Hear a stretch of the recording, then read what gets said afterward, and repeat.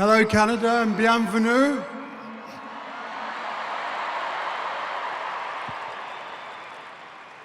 So, the Toronto Games in 2017 were incredible.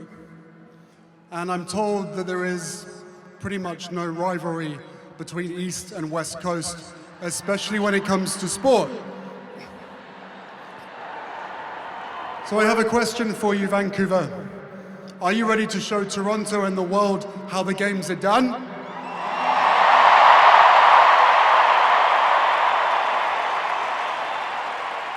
Good. We don't have to go through that again. That was perfect the first time. Thank you. I would like to begin by honoring the First Nations who are hosting this year's games. Lil'wat, Musqueam, Squamish, and Tsleil-Waututh. Heitsap, Kukwilum.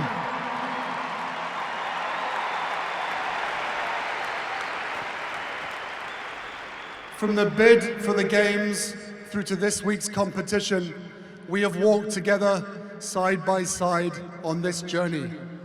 And we are so grateful to you for having these Games on your land. Today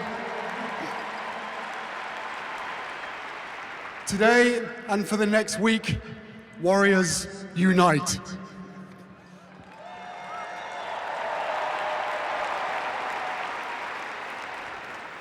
In this moment of difficulty and division in many parts of the world, we gather here in Vancouver in a spirit of unity.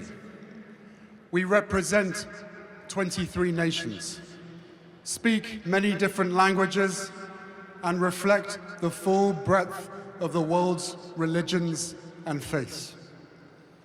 Beyond any differences, here at the Invictus Games, we are grounded in mutual respect, competing fiercely, but believing in one another, supporting one another, and rooting for one another.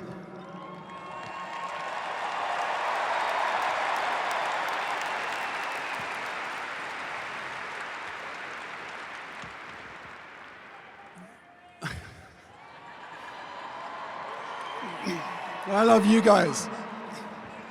Listen, the games were born more than a decade ago from a promise that I made to myself.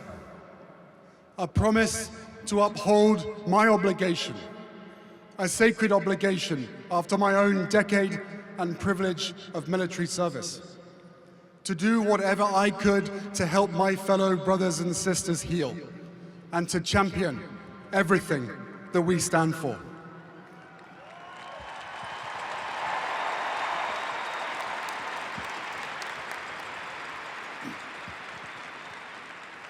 Over the past decade, I've lost count of the times that we've heard you tell us that the Invictus Games saved you. Respectfully, I disagree. Invictus didn't save you. You saved yourself.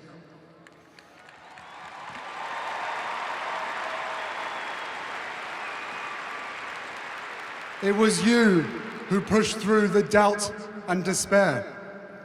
You who summited your own mountain and brought us along with you. It was you who kept going even when you didn't think you had any more to give. We didn't do that. You did.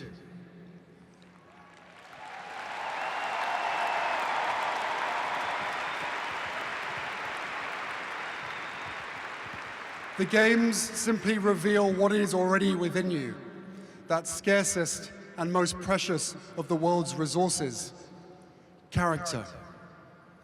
A spirit of fortitude and perseverance that can never be defeated. That is the magic of the Invictus Games.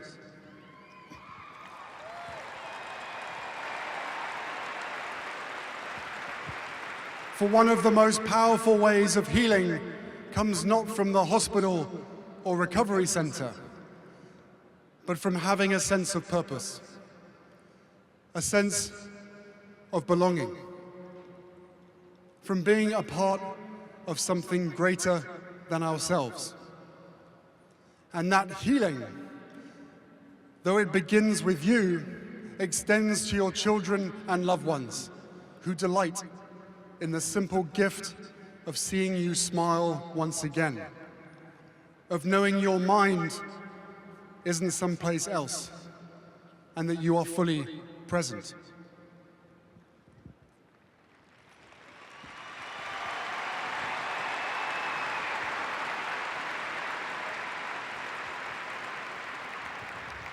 At this moment, when there is no shortage of crises, no absence of uncertainty, no lack of weak moral character in the world, the values you embody, the way you carry yourselves, not only at the Invictus Games, but each and every day, your courage, your resilience, your humanity, illuminate a path forward for us all, and for that, we thank you.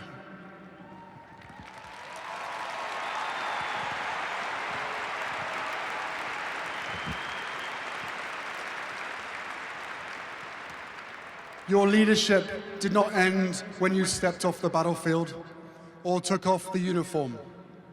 It endures. The example you set is a compass for the world. We need you, and we'll always need you. Someone once asked Nobel laureate Toni Morrison how we survive whole in the world. And she replied, "Sometimes you don't survive whole, you just survive in part. But the grandeur of life is that attempt.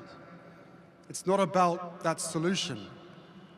It is about being as fearless as one can and behaving as beautifully as one can under completely impossible circumstances." So, as we embark on this year's competition, here is my challenge to all of you.